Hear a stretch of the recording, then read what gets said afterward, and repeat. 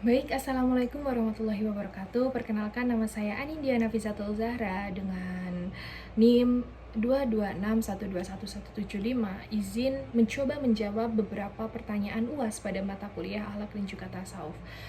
Uh, Pertanyaan yang pertama yaitu klasifikasi mazhab tasawuf, tokoh-tokohnya dan juga konsep ajarannya. Klasifikasi mazhab yang pertama yaitu ada tasawuf ahlus sunnah.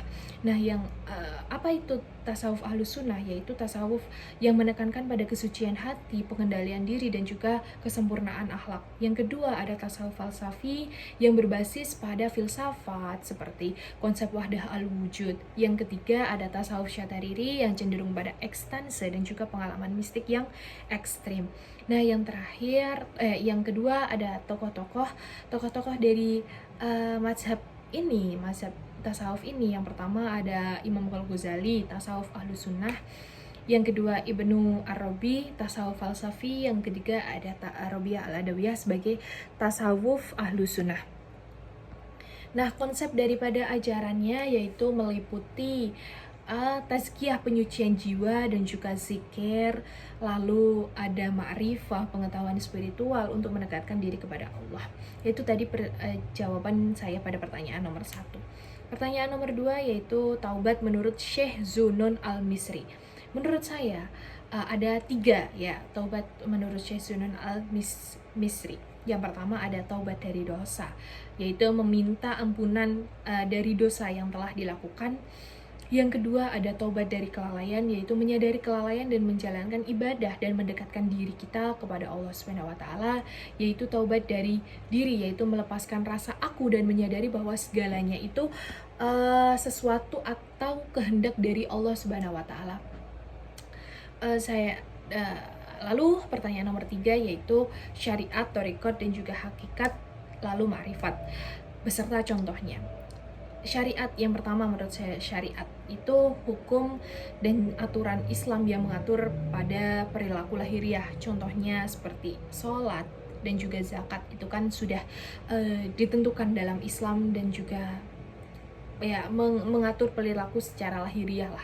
Yang kedua ada thariqat, yaitu jalan spiritual atau metode untuk mendekatkan diri kita kepada Allah. Contohnya seperti berzikir, itu kan salah satu metode kita untuk mendekatkan diri kepada Allah melalui jalan spiritual. Yang ketiga ada hakikat, yaitu kebenaran hakiki yang hanya bisa dipahami oleh hati yang bersih, yaitu pengakuan terhadap kesatuan Tuhan.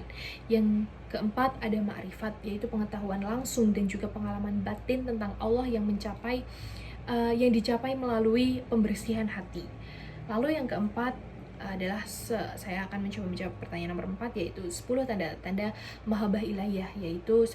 Mencintai Allah dari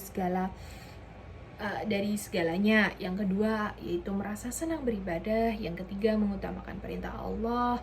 Yang keempat selalu mengingat Allah. Yang kelima rasa takut dan harap kepada Allah. Yang keenam menjaga waktu sholat. Yang ketujuh mendapatkan kedamaian dalam berzikir. Lalu yang kedelapan memiliki rasa zuhud terhadap dunia. Yang kesembilan meninggalkan perbuatan dosa dengan kesadaran penuh.